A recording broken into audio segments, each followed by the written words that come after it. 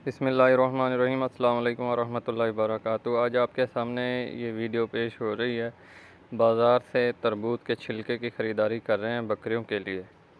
तो ये इस सीज़न में डेली रूटीन वाइज दिया जाता है बकरियों को, और पूरी डिटेल आपको पूरी वीडियो में मिलेगी।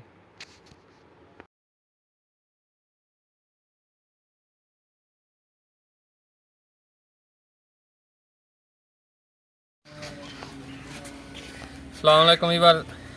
आज आपको एक ऐसी चीज़ बताने जा रहे हैं, इसका रिव्यू भी आपको दिखाएंगे, परचेजिंग, और उसके बाद ये इसका क्या इस्तेमाल है बकरियों में। इसका जो इस्तेमाल है तमाम दोस्तों भाइयों को बताते चलें। ये आप इसे तरबूज भी कह सकते हैं, सिरैकी में हम इसे हिंडवाना मतीरा भी कहते हैं।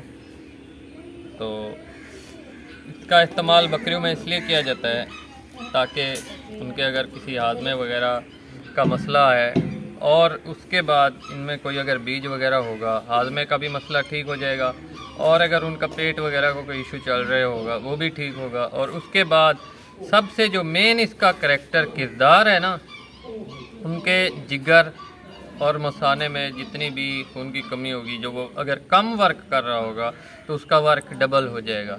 सेम इसका प्रोसेस जैसे बकरियों में है, सेम डबल जैसे इंसान में ये वर्क करता है ना, तो इसका छिलका वगैरह भी वैसे ही बकरियों में वर्क करता है। और हम आपको बकरियों में कैसे इसको इस्तेमाल कराना है और इसकी कटिंग का भी तरीका मैं आपको दिखा देता हूँ, और बकरियों को खिलाने का भी तरीका दिखा देते हैं। ये देखें, ऐसा ऐसा इस तरह कटिंग करनी है इसकी। सारे ऐसे हम इसे कटिंग करेंगे।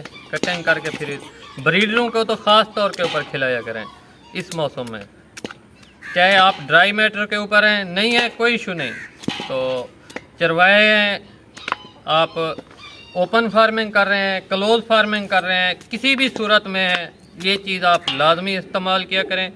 और ये मेरे 10-12 साल का निचोड़ है। जब इन तरबूज का सीज़न आता है ना, आप लाजमी इस्तेमाल करवाया करेंगे। और ये महंगे भी इतना नहीं होते, 10 रुपये किलो के हिसाब से मिलते हैं। ये तकरीबन 8.5 किलो हैं। तो जितने भी फार्म के अंदर बकरियां हैं, बच्चे हैं, सबको खिलाया जाएगा। सबको तकरीबन आ जाएगा आधा किलो, तमाम को आ जाएगा तकरीबन आलमोस्टली। तो डेली वर्क में ये खिलाना होता है, सबको खिलाया जाएगा। ये जर्दे वाली सबसे ज़्यादा फ़ायदा देती है। ये देखें, जैसे मैं आपको बीज का तज़किरा कर रहा था, बीज भी काफ़ी सारा निकल आता है, काफ़ी सारा। तो सेम ये सारा प्रोसेस मैं आपको आगे भी करके दिखाता हूँ, बकरियों को भी दिखाता हूँ डाल के कैसे शौक से खाती हैं। बस बंद कर।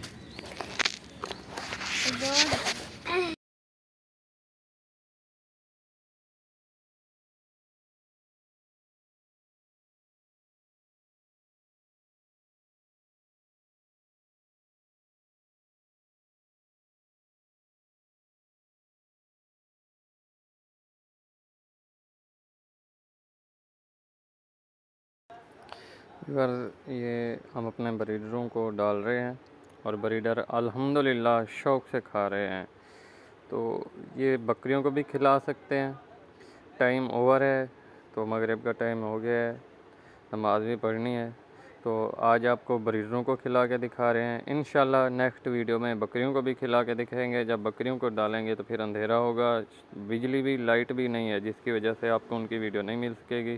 बाकी इसके जो फ़वाइद हैं ब्रीडरों और बकरियों में सेम होते हैं, और इनका कभी भी आपको किसी किस्म का नुकसान कभी भी नहीं मिलेगा इनके खिलाने से। बाकी आपकी मर्ज़ी, आप अगर खिलाना चाहें तो खिला सकते हैं। हमारी तरफ से तो यही है, जो हम चाहते हैं कि हर गोट फार्मर, हर बकरी फार्मर, बकरा पाल इस सीज़न में लाजमी ये खिलाया करे। इससे बीज से भी इन्हें बहुत से फ़ायदे मिलते हैं। निज़ाम में सबसे ज़्यादा जो बेहतरी आती है, 100 में से 80% इसके ऊपर डिपेंड